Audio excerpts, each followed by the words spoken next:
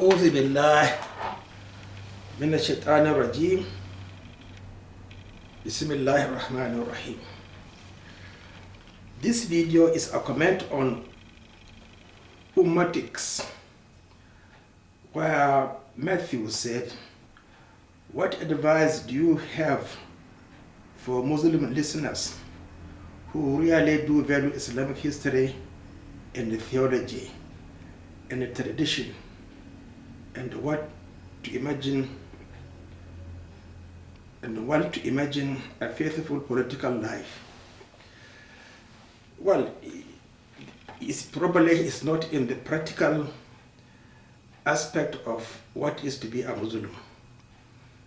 Muslims, to talk to them is like drawing water from a mirage today. They don't listen because they want, like the Jews, Allah to come down in cloud, thunder, lightning to teach them what is good. That has never happened before, and it will never happen. So I am a scientist. We are trained to be practical. Let me put it bluntly. In the 70s, when I was a doctor, we have a lot of challenges to always see results.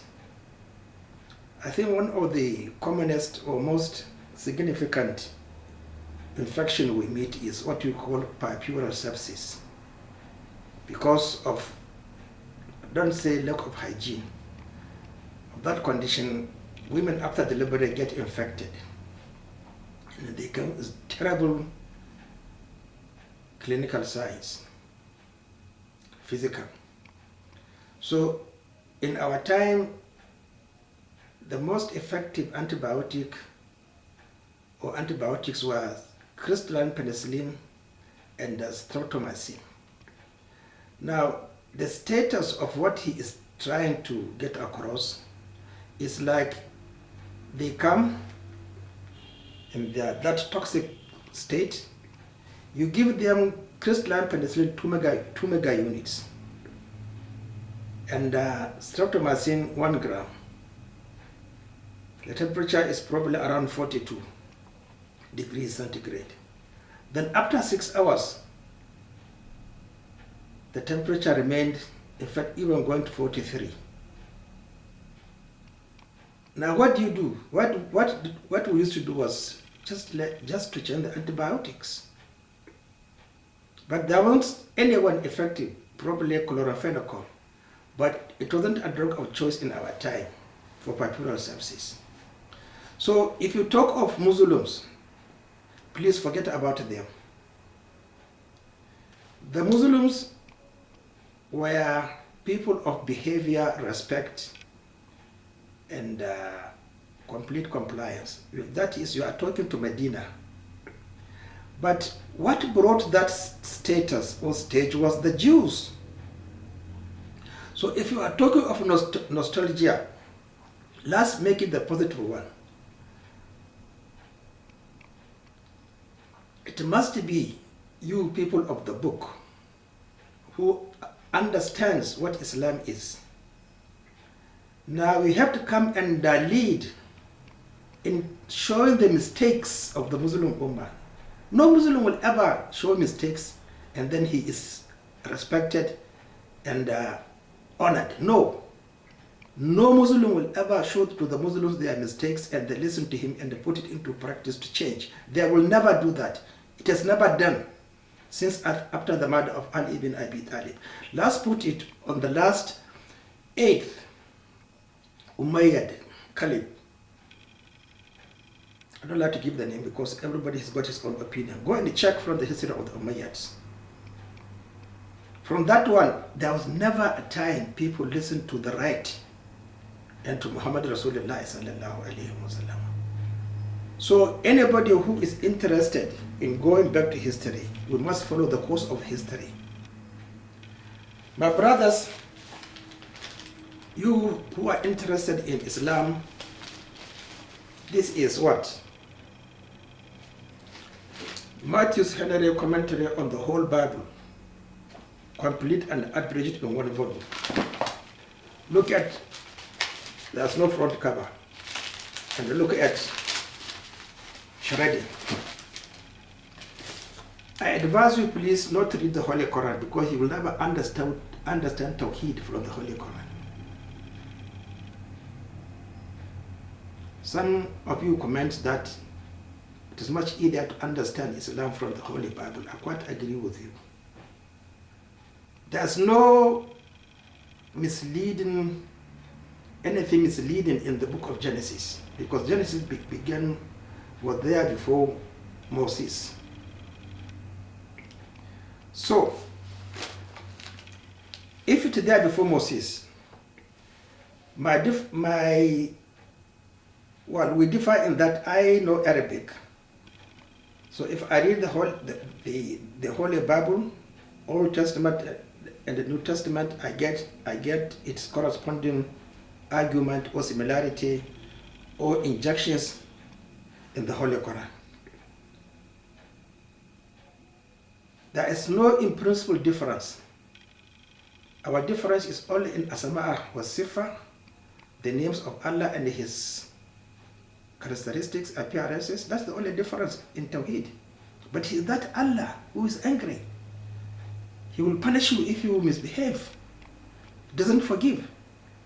So hold that tightly. And they know definitely that there can't be salvation, peace, and prosperity from the story of Joseph and Potiphar, except the one who has direct connection with the Lord of the universe. So if you take those few fundamental issues, forget about the Holy Quran.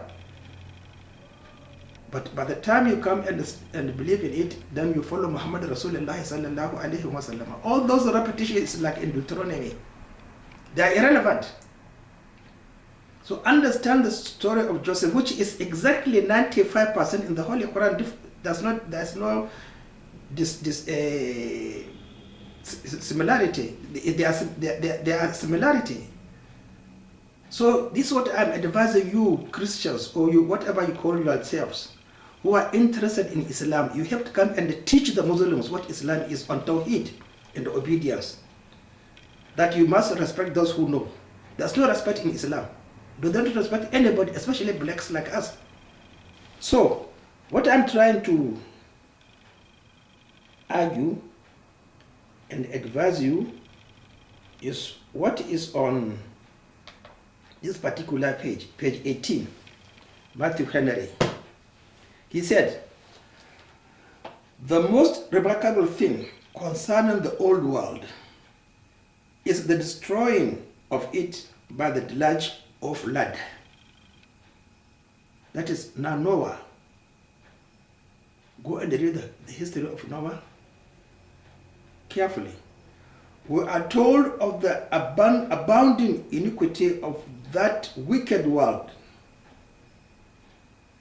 Definitely, iniquity. What is the difference between the time of Noah and today? God's just wrath and His holy resolution to punish it. The Muslims don't believe that they have been punished by Allah because of their insolences, backslidings, hating Muhammad Rasulullah sallallahu alaihi wasallam, abusing him and mocking him. In all ages, there has been a peculiar curse of God upon marriages between professors of true religion and its avowed enemies.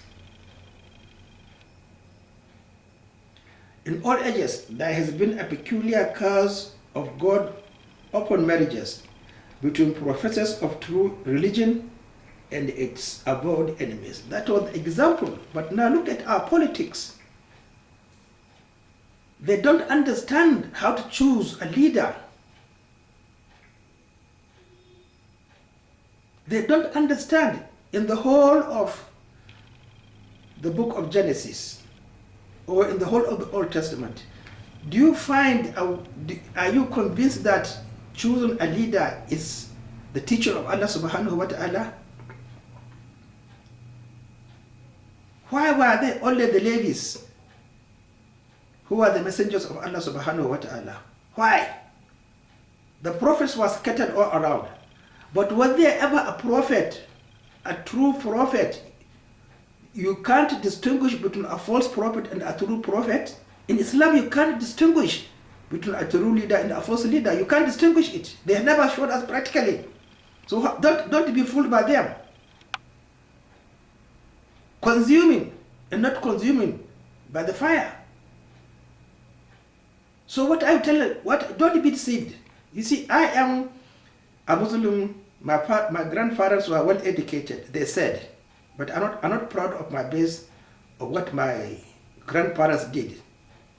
I am on my own, because they can't salvage me from the punishment of Allah, even if they were the first to enter the pond. The evil example of this ungodly party corrupts or greatly hurts the other. Is that not so? Family religion is put an end to, and the children are trained up according to the worldly maxims of that parent who is without the fear of God. Definitely arrogance. So what am I trying to get across to is the reality that talking to the Muslims is just like drawing water from a mirage, or giving treatment to a ward attendant. So look at this, our situation. So Ummatics, I'm telling you the truth. Forget about the Muslims Ummah. It is not Tawheed that saves. They don't know it is obedient to Rasulullah sallallahu alayhi wa sallam. They don't know that it is not the Holy Qur'an. The Holy Qur'an is not as important as Muhammad Rasulullah sallallahu alayhi wa sallam. Muhammad Rasulullah sallallahu alayhi wa sallam outshines the Holy Qur'an, because Allah commanded him, Rabbi adkhilni mudkhala sidqin wa akhrajni mukhraj sidqin waj'alni min ladunka sultanan nasira wa qul jaa al-haqq wa dhaqa al-batil and al-batil kana zahuqa. They don't understand this at all. Was not another one of nostalgia? Before he left Makkah for the Hijrah, Allah told him this particular prayer, get me out. But the Jews, the Arabs have disagreed with me.